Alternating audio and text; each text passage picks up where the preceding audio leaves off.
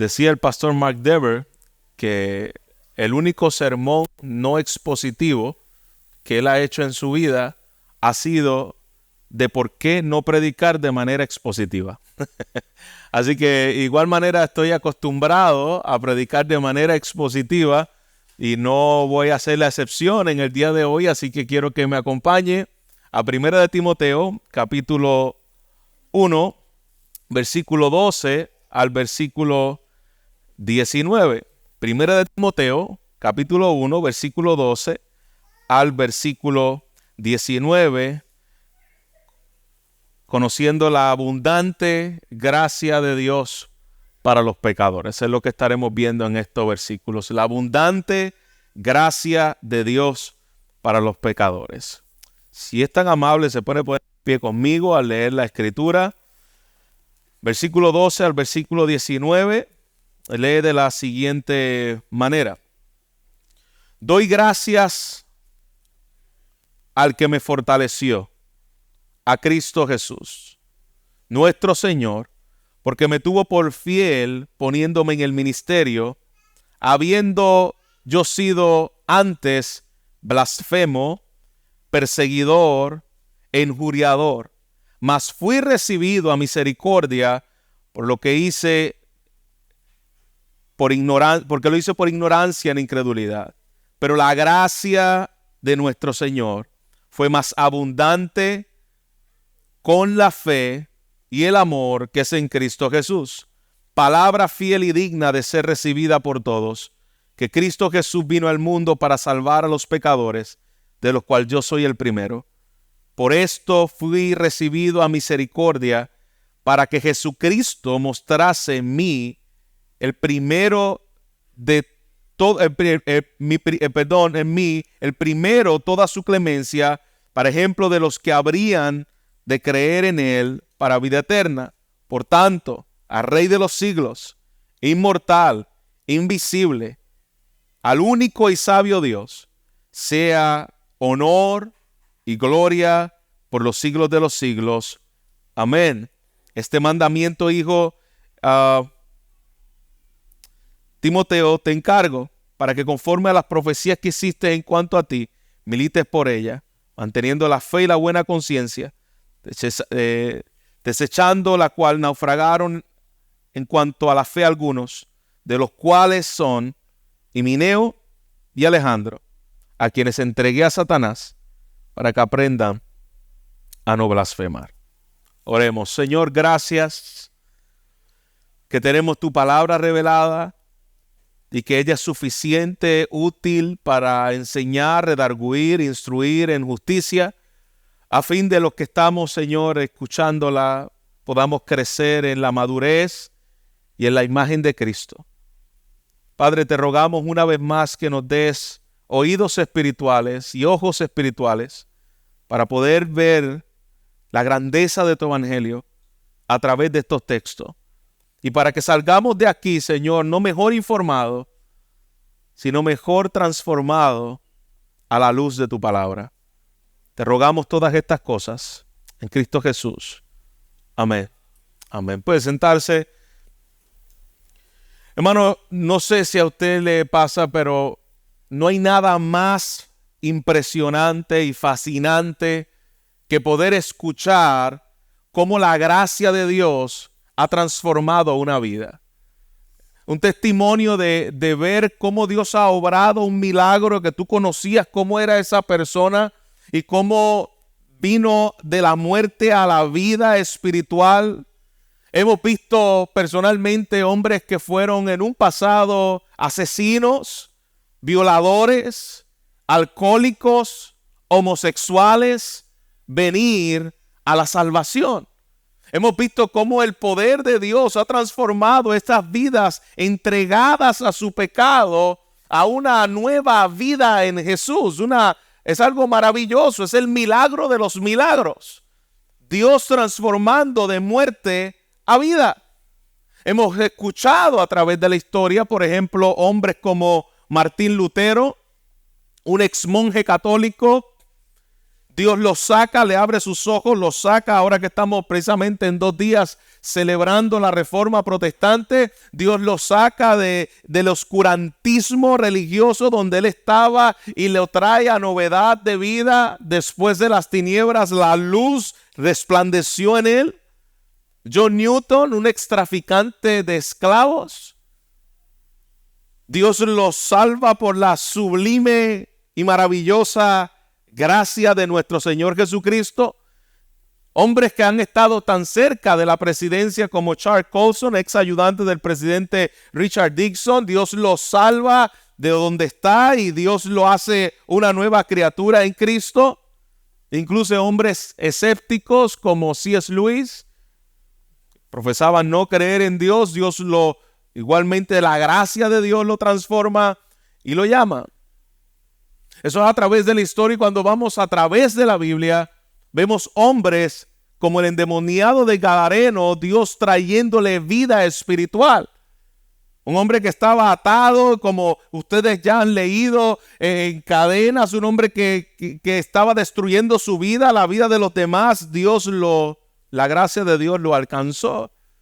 Tenemos a un despreciable recaudador de impuestos como lo fue Zaqueo, Mateo, ante la sociedad como un tramposo, corrupto, usurpador. Tenemos en la palabra de Dios donde la gracia llegó a una mujer samaritana, una mujer adúltera, donde la gracia de Dios la alcanzó y la hizo una mujer misionera, testificando a todo el mundo lo que la gracia de Dios había hecho en su vida, de tener muchos maridos y una vida promiscua. Tenemos a 2 condenados a los pies de la cruz, al ladrón, a los 2 ladrones al lado de Jesús.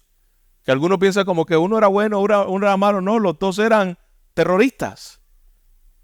Usted ve lo que está pasando probablemente en el Medio Oriente con este asunto de las guerras. Pues aquí teníamos a 2 terroristas. 2 hombres que en cuanto a lo que creían que debía hacerse las cosas a su manera, 2 nacionalistas terroristas, aborrecedores de Dios. Dios en su gracia salva a uno de ellos. Los que estaban encarcelados con el apóstol Pablo, 2 criminales que estaban encarcelados. Pablo no estaba encarcelado por ser criminal, pero con él estaban 2 criminales y la gracia de Dios llegó a esa cárcel y salvó a aquellos criminales. Es impresionante, hermano, al tú leer las escrituras, cómo está lleno de vidas transformadas por la gracia de Dios. Pero una de las más poderosas conversiones donde la gracia de Dios ha hecho un milagro en la vida de un tal Saulo de Tarso, conocido como el apóstol Pablo, el mayor enemigo de la causa de Cristo para aquel tiempo. En sus propias palabras, Pablo habla de sí mismo y dice: de los pecadores, yo soy el primero. Llegó a ser el más grande evangelista que jamás haya visto el mundo. El mayor perseguidor y enemigo de la causa de Cristo. La gracia de Dios lo transforma, lo llama, lo santifica y lo hace un hombre poderoso en la palabra, para que podamos estar leyendo hoy precisamente la carta que estamos leyendo y la predicación que estamos dando. El apóstol Pablo le escribe esto a la iglesia de Éfeso, que se encontraba precisamente en una turbulencia en cuanto a lo que tiene que ver con las doctrinas fundamentales y el liderazgo de la iglesia. Pero el apóstol Pablo le escribe a la iglesia en Éfeso, encomendando a Timoteo a que se guardaran de aquellas falsas enseñanzas que habían entrado por medio de un gnosticismo y por medio de una falsa piedad en cuanto a la ley. Y Pablo está trayendo orden a la iglesia. Recuerda que él escribe esta carta de Timoteo para que entendamos cómo debemos conducirnos en la casa de Dios, columna y baluarte de la verdad. Y como parte de esto, Pablo quiere dejar muy claro que la vida del creyente no es por causas de méritos personales, de obras personales, sino por causa de la gracia de Dios. Y él utiliza su testimonio, cómo Dios lo salvó, para traer dirección a la iglesia en cuanto a lo que es la salvación eterna y la transformación de las vidas por medio de la gracia de Cristo. Él quiere contrastar las falsas enseñanzas que habían sido dadas por estos falsos maestros del gnosticismo y de los de un judaísmo totalmente desligado de la gracia de Dios. Y él quiere traer ese contraste entre lo que es la falsa doctrina y la doctrina de la gracia de Cristo. Así que yo quiero que podamos ver esto y podamos dividir estos versículos que acabamos de leer de la siguiente manera. Número 1, estaremos viendo la fuente de la gracia. Número 2, la inmerecida gracia de Dios. Número 3, el poder de la gracia. El propósito de la gracia, la medida de la gracia, la respuesta a la gracia y la lucha en la gracia de Dios. Número 1, yo creo que podamos ver la fuente de la gracia. Pablo da gracias a nuestro Señor Jesucristo, que es la fuente de la gracia que había recibido. ¿De dónde vino esa salvación? ¿De dónde vino? Él dice, versículo 12, doy gracias al que me fortaleció, a Cristo Jesús que me tuvo por fiel. Él está agradecido de esa inmerecida gracia. La fuente de la gracia no vino en nada de lo que Pablo había estado haciendo o de lo que Pablo fue, porque contrario a lo que merecía el apóstol Pablo, él está recibiendo gracia inmerecida. Así que la fuente de la gracia no proviene de algo que Dios vio en nosotros, en el cual puede mover la misericordia y la gracia para dárnosla, porque entonces eso no sería gracia. Y eso no es lo que vemos en el apóstol Pablo. Romanos capítulo 3, versículo 24 nos dice que fuimos justificados gratuitamente por su gracia mediante la redención que es en Cristo Jesús. Así que Pablo está dejando claro y está muy consciente de que la gracia de Dios a su vida no tuvo nada que ver con él. Y es algo que nosotros debemos tener muy claro cuando hablamos de la gracia de Dios. No tiene nada que ver con nosotros. Primera de Corintios 15, del 9 al 10, escribe el mismo apóstol Pablo, porque yo soy el más pequeño de los apóstoles, que no soy digno de ser llamado apóstol, porque perseguí a la iglesia de Dios. Pero por la gracia de Dios soy lo que soy, y su gracia no ha sido en vano para conmigo. Antes he trabajado más que todos ellos, pero no yo, sino la gracia de Dios conmigo. Mira cómo Pablo une la obra soberana de la gracia, pero es una gracia que no es una gracia vana, es una gracia que opera. Él dice, la verdadera gracia que salva es la que transforma de una manera que me hace trabajar, me hace vivir para Él, me hace desgastarme para Él, me hace trabajar para Él. La gracia de Dios, dice el apóstol Pablo, yo he trabajado más que todos los demás, dice, pero no soy yo, porque puede ser como arrogante Pablo, yo he trabajado más que todos los demás. Pero lo que Pablo quiere resaltar es que la gracia que salva es la gracia que me lleva a entregar mi vida en servicio de gratitud a Él, pero no yo, sino la gracia de Dios conmigo. Así que en primer lugar, por la gracia de Dios que escoge al apóstol Pablo, él estaba siempre consciente de que había sido Dios la fuente de esa gracia. Todo lo que yo tengo ha sido Dios. Por lo tanto, sea mi salvación, sea mi apostolado, sea mi servicio y mi trabajo en el reino, todo lo tengo por gracia de Dios.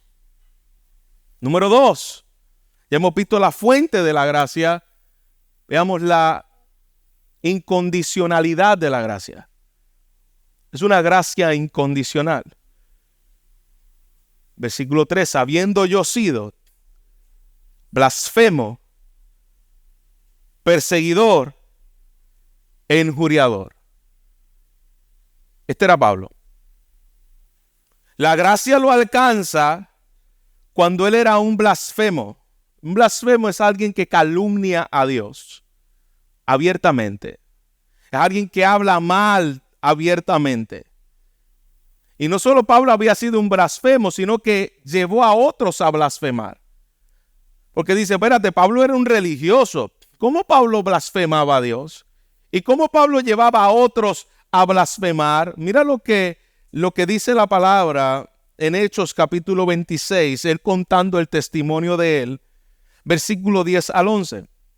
Dice, yo encerré, Hechos 26, 10 al 11, en cárceles a muchos de los santos, habiendo recibido poderes de los principales sacerdotes, y cuando los mataron, yo di mi voto. Y muchas veces castigándolos en toda la sinagoga, los forcé a blasfemar. Pablo tomaba a las personas y les decía, maldice a Jesús. Maldice a Jesús. Llevaba a la gente a que maldijera el nombre de Jesús. Ese era el apóstol Pablo. Los obligaba a que blasfemaran el nombre de Jesús. Renuncia al nombre de Jesús.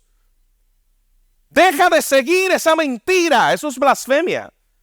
Así hablaba el apóstol Pablo de Jesús. Y cuando no lo hacían, los castigaba, dice en la sinagoga, los enforzaba a blasfemar, y endurecido en sobremanera contra ellos, los perseguí hasta ciudades extranjeras. ¿A dónde hay un cristiano? Yo quiero llevarlo, yo quiero que maldiga el nombre de Jesús. Esa era la meta de Pablo. De paso, dice la escritura que cuando iba a perseguir a los cristianos camino a Damasco, el Señor le sale al encuentro, lo tumba de donde estaba, cae al suelo, queda ciego, y cuando Pablo responde ante esa maravillosa obra de gracia en nuestro Señor Jesucristo, cuando se aparece al apóstol Pablo, la primera palabra que dice el apóstol Pablo es ¿quién eres? ¿Quién eres? Aquel religioso que no conocía a Dios, la gracia lo estaba visitando. Pablo no tenía a Dios en mente. Pablo iba a perseguir a la esposa de Cristo. Eso es lo que tenía Pablo en mente, salir de ellos. Y cuando Jesús se le revela a aquel religioso, le dice, ¿quién eres, Señor? Y el Señor le dice, se le revela como Jesús. Le dice que está persiguiendo a su pueblo, a su esposa. Se persiguen a su pueblo, persiguen a Jesucristo. ¿Por qué me persigues? Él no estaba persiguiendo a Jesús, él estaba persiguiendo a la iglesia. Persigue a Cristo, persigue a la iglesia. Que persiga a la iglesia, persigue a Cristo. El testimonio del apóstol Pablo, hermanos, es uno de los más maravillosos a revelar esa obra de gracia, porque, hermano, no es distinto al tuyo y al mío. Ninguno de nosotros estaba en búsqueda de Dios.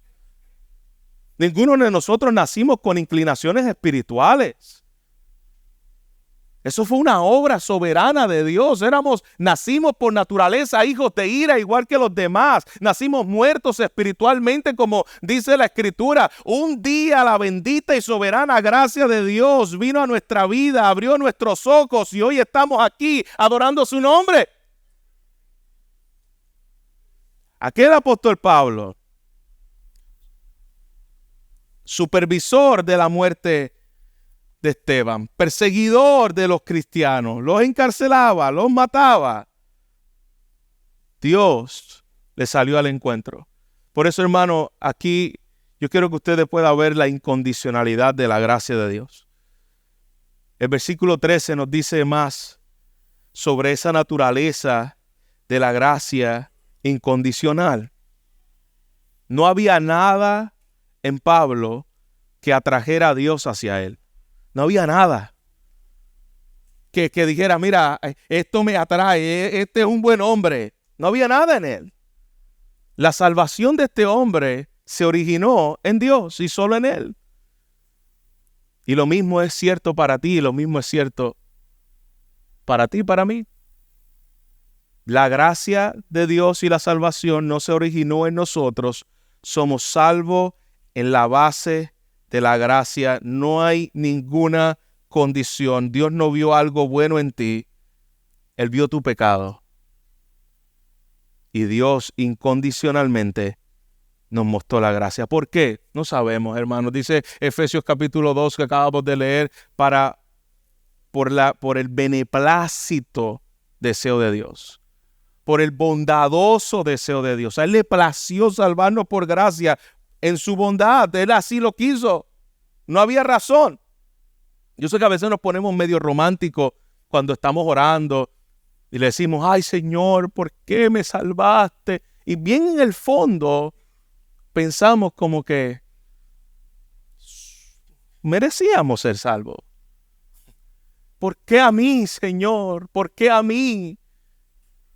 La única razón por la cual Dios nos salvó es porque Él es bueno y porque en el puro afecto de su voluntad así le plació hacerlo. No fue nada que Él pudo ver en Pablo, no es nada que Él puede ver en nosotros. Ahora veamos el poder de la gracia. Número 3. Mas fui recibido a misericordia porque lo hice en ignorancia, en incredulidad. Pablo no se está justificando diciendo, bueno, como lo hice en ignorancia, en incredulidad, por esa razón fue que yo recibí gracia. No, Pablo está diciendo, aún en mi ignorancia y en mi incredulidad, mis pecados son grandes, pero su gracia es mayor. Cuando abundó el pecado, dice la Escritura, sobreabundó la gracia de Dios. A pesar de su pecaminoso pasado, a pesar de su ceguera espiritual, a pesar de su ignorancia de la Escritura, a pesar de ser un religioso, Dios lo alcanzó con su gracia. Ese es el poder de la gracia, el que puede rescatar a aquel que puede ser un criminal, el que puede rescatar a aquel que puede ser una mujer promiscua, un hombre promiscuo, un drogadicto, un adicto. Dios lo alcanza. Aquellos que están en la iglesia pensando que son religiosos, en la misma perdición, como estaba el mismo apóstol Pablo, que era una combinación completa. A pesar de su pecaminoso pasado, la gracia de Dios tuvo el poder para sacarlo de allí. Mira la medida de la gracia. Versículo 14. Pero la gracia de nuestro Señor fue más abundante con la fe y el amor que es en Cristo Jesús. Es que, Señor, pastor, yo siento que Dios no me quiere salvar porque yo le he odiado, yo me he vuelto contra Él, yo he luchado contra Dios en cada momento de mi vida, yo he dicho cosas que yo sé que Dios no me va a perdonar. Si tú piensas que estás más allá de la misericordia divina y que estás más allá de lo que la gracia de Dios puede hacer en ti, Dios eligió al máximo perseguidor de la iglesia, al máximo blasfemo que podía existir, para recordarte que la gracia que lo salvó a él te puede salvar a ti. Que esa salvación no está condicionada a ciertos aspectos de la vida. Este texto está aquí para recordarnos esa bendita verdad, para mostrar que Él es paciente, que Él ama, que Él llama a los pecadores a creer en Él para que tenga vida eterna. Nunca limites el poder de la gracia salvífica de Dios. No hay pecados que tú puedas hacer que Dios no te pueda perdonar. Ese es el poder de la gracia. No hay pecado que tú puedas hacer que Dios no te pueda perdonar. No has llegado tan bajo y tan oscuro donde Dios no pueda perdonarte. Yo sé que nuestra mente religiosa no le gusta a veces como escuchar eso. ¿Y dónde quedo yo? ¿Dónde quedo yo? ¿Dónde quedan mis obras? Quedan en la gracia, escondidas bajo la gracia, las cuales Él preparó de antemano para que nosotros camináramos en ella. Todo lo que tú y yo podamos hacer es por la bendita gracia de Dios. Así que no le pongamos límite a la gracia. ¿Hasta cuándo todavía un pecado puede ser perdonado? Hasta que esté vivo. Mientras esté vivo, cuando te mueras, se acabó. Pero la gracia de Dios no le podemos poner límites. Y yo sé que, hermanos, a veces vemos a personas, vemos a nuestros hijos, usted ve a su esposo, usted ve a su esposa, usted ve a algún familiar, usted ve a un amigo y dice, para mí que este no fue escogido para elección. Hermano, eso lo hubiese empezado cualquiera del apóstol Pablo. Para mí que este Dios no lo va a salvar, esto es un engendro del diablo. Es a Pablo. No limites el poder de la gracia. Aquello que parece perdido, aquello que llevas orando y dice, ay, ya yo no ni voy a orar por eso. Sigue esperando en el Señor, que si alguien tiene el poder de doblegar la voluntad rebelde y endurecida, se llama nuestro Señor Jesucristo. Sigue creyendo. Sigue esperando. Él tiene el poder para hacerlo. ¿Cuál es el propósito de esa gracia? Es lo que dice la palabra. Palabra fiel y digna de ser recibida por todos. Que Cristo Jesús vino al mundo para salvar a los pecadores, de los cuales yo soy el primero. El propósito de la gracia es que no importa lo que hayamos hecho, no importa dónde tú estás hoy, estas palabras, esto es una frase muy paulina. Nada más en el libro, en la carta de Timoteo, él la repite como 4 o 5 veces. Palabra fiel y digna de ser aceptada por todos. Lo que Pablo está diciendo al utilizar esta frase, estas palabras son dignas de ser escuchadas y aceptadas y puestas por obra. Lo que yo estoy diciendo, palabra fiel y digna de ser recibida por todos. Esto es una doctrina cardinal y fundamental para la iglesia. Cuando usted escucha al apóstol Pablo decir, palabra fiel y digna de ser recibido por todos, es que esto no es doctrina secundaria, esto es doctrina primaria. Y esto no se va a negociar. Que Cristo Jesús vino al mundo para hacerte próspero y que no tuviese sufrimiento en esta vida y que te vaya bien. Y para que tengas un matrimonio de historia de Disney entre el príncipe azul y la princesa. No. Palabra fiel y digna de ser aceptada por todos. Que Cristo Jesús vino al mundo para salvar a pecadores. La razón por la cual Cristo vino a esta tierra es a salvar a los pecadores. Y eso es una palabra fiel y digna de que todos los pecadores lo puedan aceptar y que toda la iglesia lo pueda aceptar. Cristo Jesús vino al mundo para salvar a los pecadores. Aquí está la esencia del evangelio. Cristo vino al mundo, se hizo carne, tomó el lugar de los pecadores, nació como todo hombre por medio de un nacimiento natural. No fue enviado a los 33 años que lo pudo haber hecho Dios. Dios pudo haber enviado como envió a Adán. Adán no tuvo que nacer de ningún vientre. Adán fue creado y vino aquí a la tierra. Dios pudo haber tomado cuerpo humano y venir a los 33 años a morir en la cruz. ¿Y por qué no lo hizo? Bueno, porque Él estaba representando a los hombres. Él nos representa y toma el castigo en el lugar de la justicia eterna, pero Él está representando a los hombres. Él tiene que nacer en el vientre de una mujer como cualquier hombre para representar a los hombres, crecer como niño, tener su adolescencia, llegar a su edad de adultez y allí vivir conforme a la perfecta ley de Dios desde su nacimiento hasta su muerte para morir por el pecado de su pueblo. Ese es el evangelio de Cristo. Cristo se hizo carne para salvar a los pecadores, de lo cual Pablo dice, yo soy el primero. En otras palabras, lo que Pablo está queriendo decir es que si Cristo me salvó a mí, Cristo puede salvar a cualquiera. Y yo quiero que nosotros podamos internalizar esto que yo acabo de decir. Esa debe ser la expresión del corazón de un verdadero nacido de nuevo. De los pecadores, déjame ver.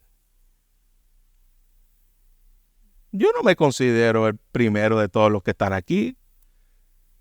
Puede decir alguno, ¿no? Yo conozco a este y este es como más pecador que yo. Yo conozco al vecino que es más pecador que yo. Yo conozco a mi familiar y de los pecadores tal vez yo soy como, no sé, si vamos a hablar de una cifra del 100, pues probablemente yo esté entre los pecadores como el 34. ¿Ah? Así es que nosotros nos gusta medir muchas veces en nuestra religiosidad. Pero Pablo dice, cuando yo miro a los demás, yo no puedo ver la magnitud del pecado de otro. Yo no puedo saber la magnitud del pecado del corazón de nadie de los que está aquí. Incluso aquí está mi esposa y aquí están mis hijos. Yo no puedo todavía conocer la magnitud del pecado de mi familia. Pero si hay una magnitud en la cual todavía es limitada, pero es la más que yo puedo conocer, es mi propio corazón.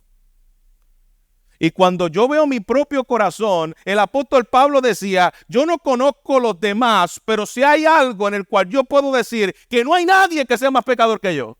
Y no con orgullo, sino por la gracia de Dios que lo había salvado. De los pecadores yo soy el primero. ¿Cómo sabemos que esto se vuelve una realidad en el apóstol Pablo? Y muchas veces no se ha vuelto una realidad en nuestros propios corazones, porque a veces nos gusta repetir esta frase de una manera cliché, pero no con convicción. Porque decimos, sí, de los pecadores yo soy el primero. Pero cuando alguien habla mal de nosotros, hermanos, nosotros no queremos saber de él. Nos enojamos. Sacamos el ¿y tú? A pasear. ¿No?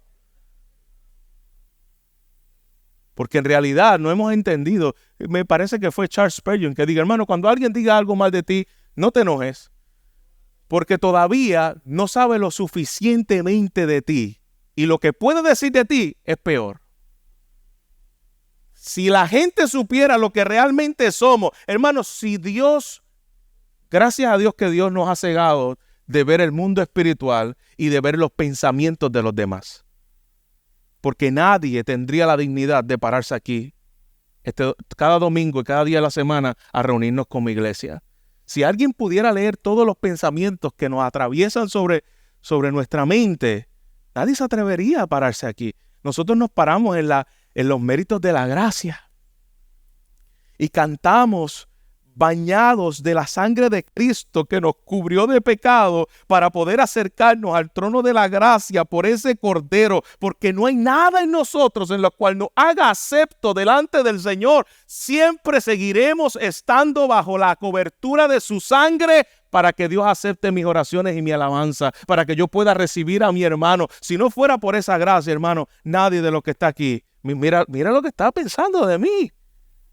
Sin vergüenza. Es la base de la gracia la que nos hace acepto en este lugar. Y Pablo lo tenía muy claro, de los pecadores, yo soy el primero. ¿Podemos decir amén a eso con Pablo? Yo no sé cómo está mi vecino, pero yo sé cómo era mi corazón. Y yo sé las batallas que tengo en mi corazón. Y yo sé que si no fuera por la base de esa bendita gracia, jamás pudiera ser acepto por Dios. Así que ese es el propósito de la gracia. El propósito de la gracia es salvar a los pecadores. La razón por la cual Cristo envió a su Hijo al mundo es salvar a los pecadores. Ahora, ¿cuál debe ser mi respuesta ante esa gracia? Ya hemos visto cuál es el propósito por el cual Dios nos muestra su gracia, salvar a los pecadores y obviamente, como leíamos en Efesios también, para mostrar en el siglo venidero las abundantes riquezas de su gracia. En la eternidad se va a cantar de la gracia del Cordero, de la gloria del Cordero, de la salvación del Cordero, al único que es digno, porque ninguno de los que estaremos allí lo será, al único que merece la adoración y se debe postrar y poner ante sus pies las coronas delante de Él. Él es el único digno. Así que el propósito de la gracia es salvar a los pecadores para que sean conocidas las riquezas de la gracia de Dios. Mi respuesta ante esa gracia. Versículo 17. Dice su palabra. Por tanto, al entender que yo soy el primero de toda su clemencia, para entender lo que Él ha hecho en mí dándome vida eterna. Por tanto, por todo lo que yo he venido diciendo en los versículos pasados, por tanta gracia, por tanto amor derramado, por tanto, al Rey de los siglos, inmortal, invisible, al único y sabio Dios, sea honor, gloria por los siglos de los siglos. Amén. La alabanza debe ser la respuesta a la gracia.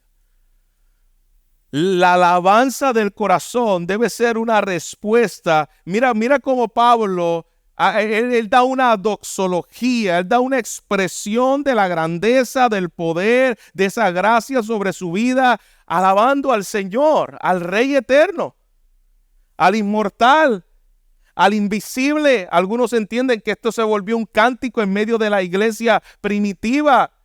Al único Dios sea el honor y la gloria por los siglos de los siglos. Pablo se sentía abrumado cuando él pensaba lo que él era y lo que Dios había hecho en su vida. ¿Cómo he recibido tanta misericordia? ¿Cómo he recibido tanta gracia ante un rey así, ante un rey tan eterno, inmortal, digno de gloria? Pablo está utilizando un lenguaje real para exaltar la grandeza de Dios. Y nos habla acerca también de los atributos de Dios. Y aquí muestran varios de ellos. Eterno, inmortal. Dios es eterno, no tiene principio ni final. Por lo tanto, a ese Dios eterno que se hizo hombre, sea dada toda la gloria. Es el Rey de los siglos, ahora y siempre.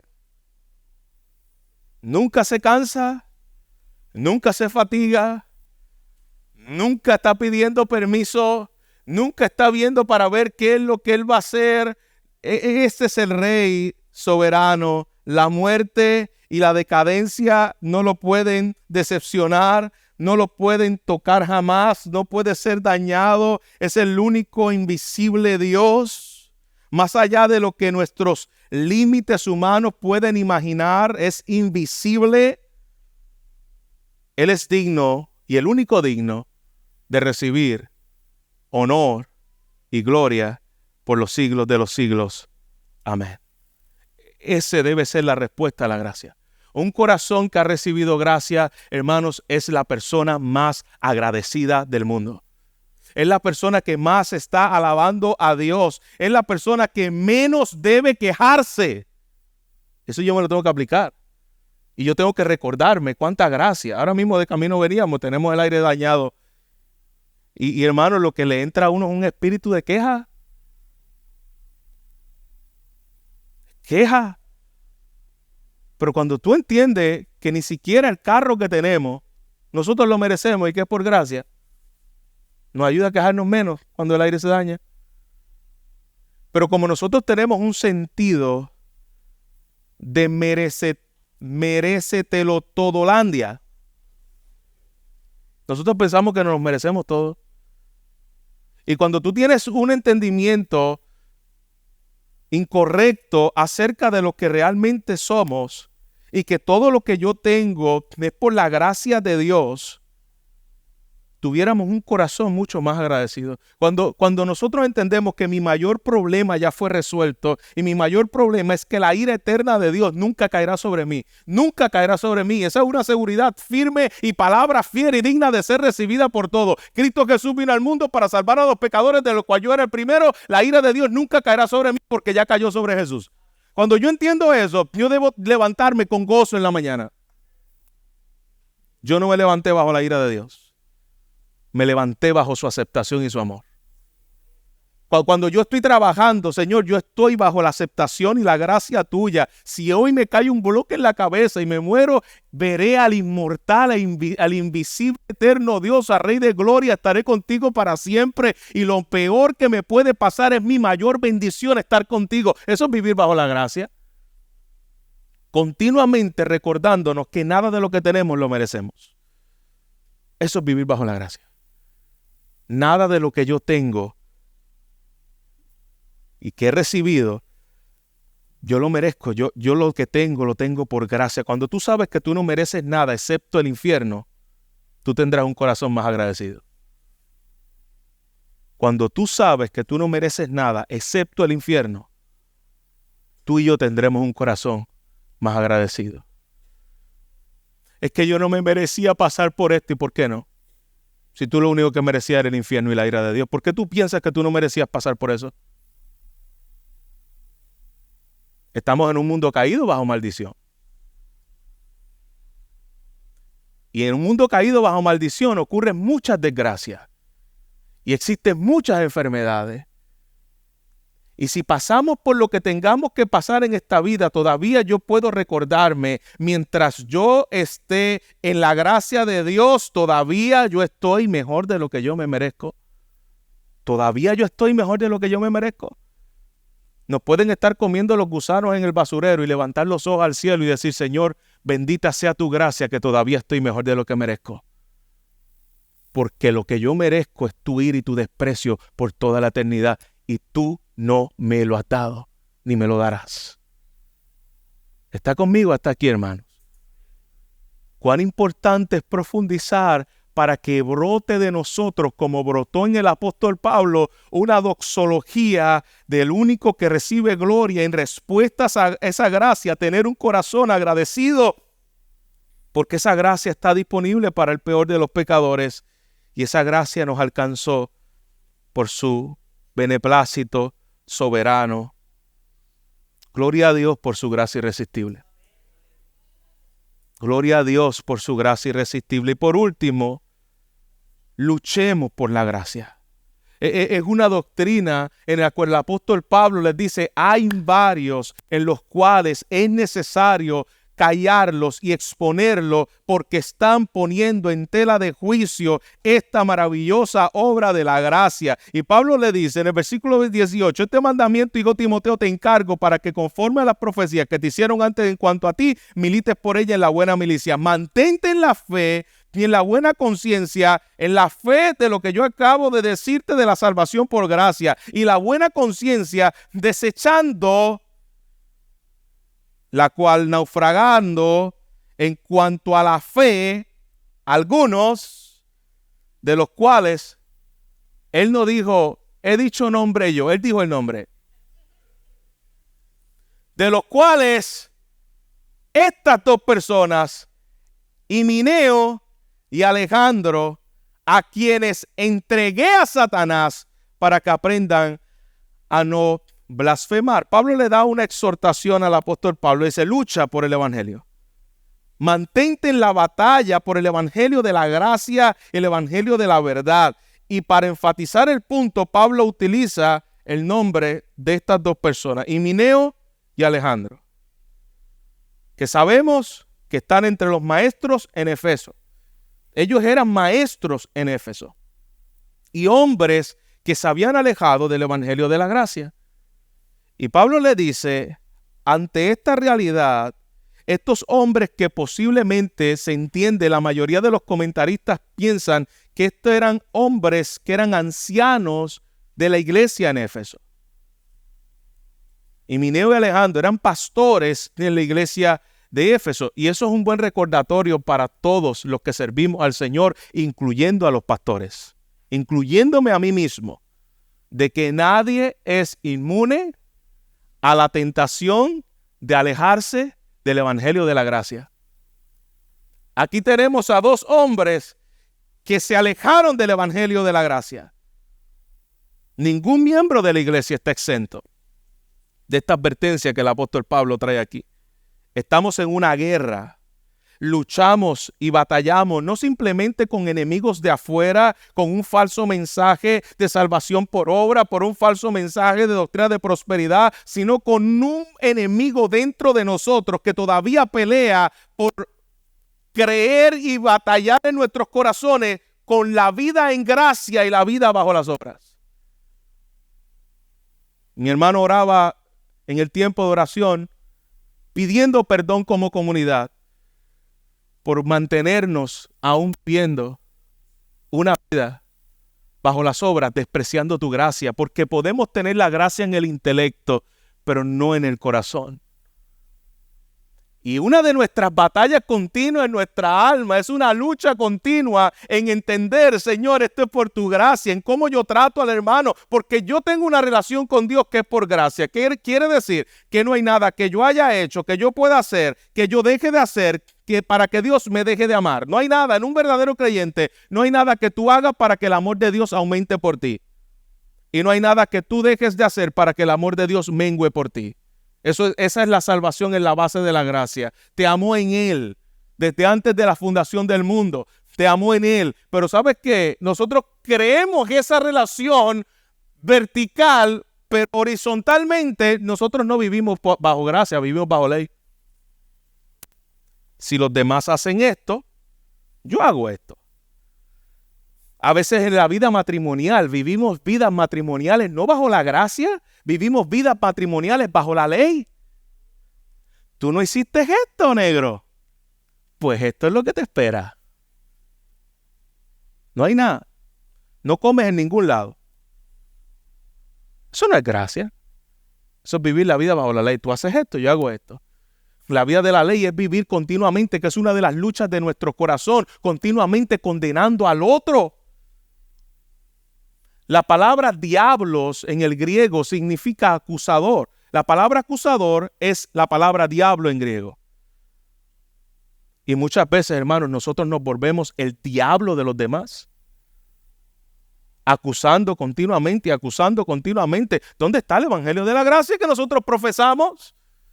Si simplemente estamos todavía condenando, no puedo perdonar una deuda pequeña porque me ofendieron cuando a mí se me perdonó una deuda eterna. ¿Dónde está el evangelio de la gracia que yo dice que Dios me perdonó cuando yo no merecía nada? ¿Dónde está esa gracia que tú has recibido? ¿Creemos en la gracia soberana de Dios? Debemos luchar con el enemigo interno, porque a veces es muy fácil levantar nuestra voz y señalar, este es Himeneo y este es Alejandro, pero hermano, a veces tenemos Himeneo y Alejandro dentro de nosotros mismos que tenemos que luchar con ellos. Esos son más difíciles de detectar, porque se saben camuflajear bien. Hacen como el camaleón, saben tomar el color adecuado. A veces se viste de religiosidad y tenemos que identificarlo porque se viste de religiosidad justificando las acciones que no son movidas por la gracia, informadas por la gracia, motivadas por la gracia, sino porque pensamos que nosotros no los merecemos. Así que estamos en una guerra y el apóstol Pablo le dice a Timoteo, lucha, mantente la buena batalla en la fe, mantente firme en medio de los desafíos que tenemos fuera y en medio de los desafíos que tenemos dentro de la iglesia y en medio de los desafíos que tenemos dentro del corazón. Mantente firme en la fe y en la buena conciencia de vivir un evangelio motivado por la gracia. Y a estos hombres, Himeneo y Alejandro, los entregué a Satanás. Y lo que está diciendo aquí Pablo es la excomunión. Cuando Pablo dice, cuando usted escucha la frase de Pablo, entrégalos a Satanás para que aprendan a no blasfemar, no lo entregué a Satanás, es lo mismo que se practicó en 1 Corintios capítulo 5, versículo 1 al 5, donde uno estaba teniendo relaciones con su madrastra, y el apóstol Pablo dice: ¿acaso no hay ninguno entre ustedes que pueda juzgar esta situación en el cual es necesario que a éste lo entregue a Satanás? Pues estos dos hombres fueron expulsados de la iglesia para mostrar que estaban separados de Cristo. Fueron expulsados de la iglesia y Pablo esencialmente le estaba diciendo a Timoteo: tú y la iglesia deben tomar medidas severas en ciertos momentos para luchar por este evangelio de la gracia. No puedes negociar. Con la falsedad no podemos negociar. Haga lo que haga, aférrese al evangelio, que es el único que puede unir a la iglesia y que nos puede sostener en los momentos de nuestras debilidades. El pueblo de Dios en los días difíciles va a estar unido entendiendo lo que es el evangelio de la gracia de Dios a nuestra vida. Cierro con esto, iglesia. Cuando hablamos de la gracia de Dios y su poder, si tú y yo, como cristianos genuinos que hemos sido receptores de esa gracia que ha sido transformado en nuestro corazón, eso debe mover las fibras más íntimas de nuestra alma. El tú entender lo que Dios hizo contigo, eso debe moverte a ti. Mientras más tú comprendes cuán abundante gracia y maravillosa y sublime gracia has recibido, tú entiendes tu indignidad, tú debes creer que eso debe crecer, en nosotros una gratitud de adoración y de servicio a Dios. Aquellos que comprenden la gracia son las personas que más felices viven, que más agradecidos viven y que más serviciales son. Cuando alguien ha comprendido la gracia, tú no tienes que estar diciéndole: mira, para que sirvas en la iglesia. No, alguien que ha comprendido la gracia, a Pablo tú no tenías que estar diciéndole: mira, para que hagas esto. No, es que yo quiero vivir para la gloria de Dios. Yo quiero entregar mis talentos, mi tiempo, mi tesoro para la gloria de Dios, porque Él me ha salvado por gracia. No porque... Aquí está la diferencia, hermano, de no entender la gracia. Cuando tú no entiendes la gracia, tú quieres muchas veces hacer servicio en la iglesia para recibir gracia de Dios.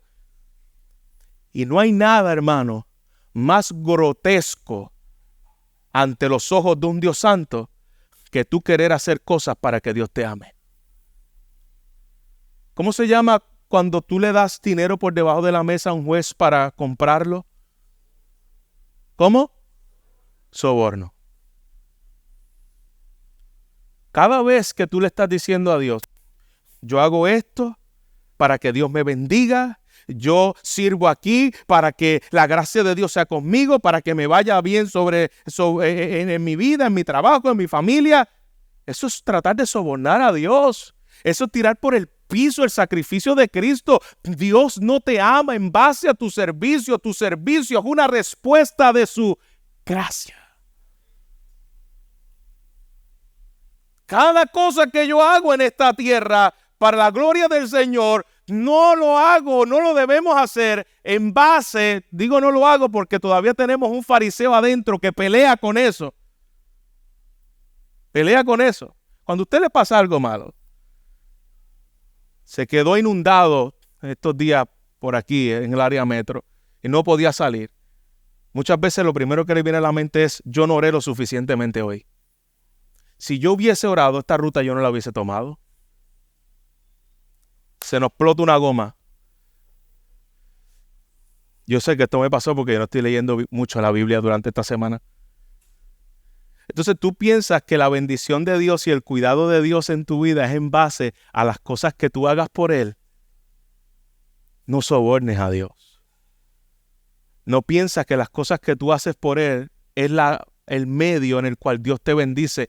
Él nos ha bendecido, dice su palabra en Efesios mismo, que Él nos ha bendecido con toda bendición espiritual en los lugares celestiales, y mis bendiciones celestiales están en la persona de Cristo por lo que Él hizo y están seguras en Él. Mi respuesta a todo lo que yo haga en esta tierra, en la iglesia, en el servicio a mis hermanos, tiene que ser movido por la gracia, hermano. Si no es movido por la gracia, ¿cómo tú sabes que alguien está haciendo un servicio en la iglesia que no ha sido movido por la gracia? Porque comienza a quejarse de los que no vinieron. Esta persona Aquí uno siempre los mismos y entre ellos se sienten bien diciéndose eso. Siempre los mismos.